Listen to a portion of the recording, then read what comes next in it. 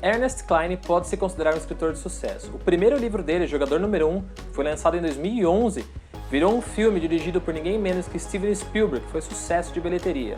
O segundo livro dele, que é o tema de hoje, Armada, já teve os direitos adquiridos pela Universal Pictures, então em breve nós também veremos um filme desse livro. Então enquanto outros escritores batalham para conseguir adaptar seus livros em filmes ou em séries, como é o caso de Brandon Sanderson, que escreve livros maravilhosos e até agora não tivemos nenhuma adaptação nas telonas, o Ernest Cline conseguiu logo de cara com o primeiro livro dele.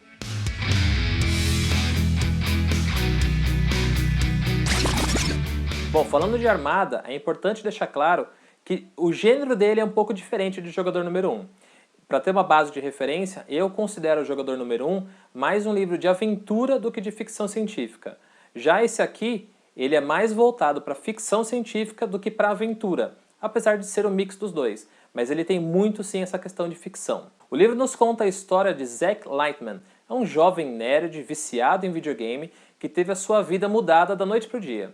Durante uma aula na escola, ele olha na janela e ele vê uma nave alienígena idêntica à do jogo que ele costuma jogar no videogame. O jogo se chama Armada, que é o mesmo nome do livro. E aí ele começa a pensar, eu estou imaginando coisa ou eu estou vendo uma nave alienígena de verdade? E aí ele vai para casa e começa a fuçar nas coisas do seu falecido pai. O pai dele, que também era um nerd, adorava cultura pop nerd, passou isso para o filho e ele continuou tendo justamente para ter isso como lembrança do seu pai.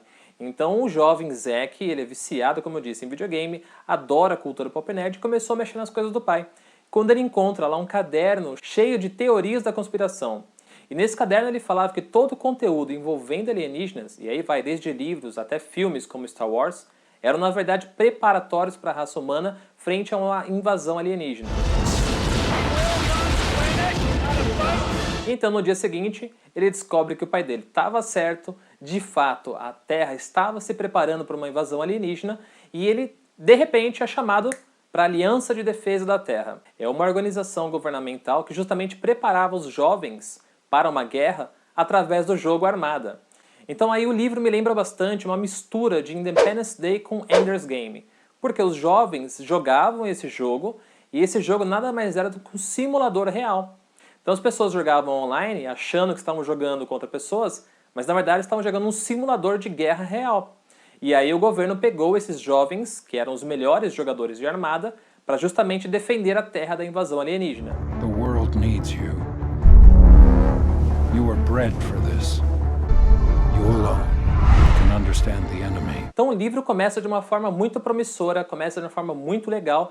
Ele tem essas referências nerd, sim, só que diferente de Jogador Número 1, que lá essas referências tinham um propósito, elas faziam parte da trama, eu tive a sensação de que essas referências aqui serviram mais como muleta para o autor, para ele ter algum diferencial, para ter alguma coisa dele no livro.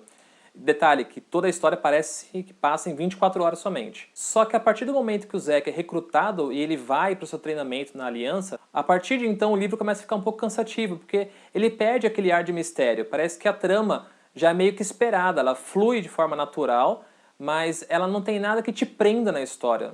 E aí o autor coloca no meio do livro um plot twist, que é legal, não era esperado. Eu acho que ele colocou justamente para tirar um pouco da morosidade que a história estava, mas não foi tão impactante como deveria ter sido. Unless we act now, Earth will be annihilated. We're out of time. E o final do livro, além do autor me deixar com raiva numa determinada cena, muita raiva, ele termina de forma muito rápida. Quando o livro chega no clímax, ele termina em poucas páginas. A impressão que eu tive é que o autor correu para terminar a história. E isso não me agradou muito. Track them from below the ice. Shoot straight. Stay calm. Here we go. Mas não, eu não estou falando que é um livro ruim. Não acho que seja um livro ruim. Eu só achei que o livro não foi tão cativante quanto foi o livro anterior. Achei a história um pouco sem graça, não teve nada de novidade nesse livro.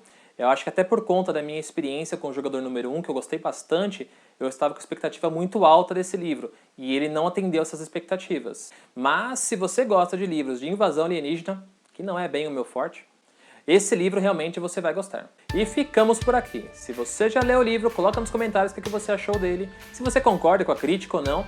E se você ainda não é inscrito, clica aqui embaixo no botãozinho e se inscreve agora para continuar recebendo os nossos vídeos, que toda semana trazemos conteúdos muito legais aqui no canal.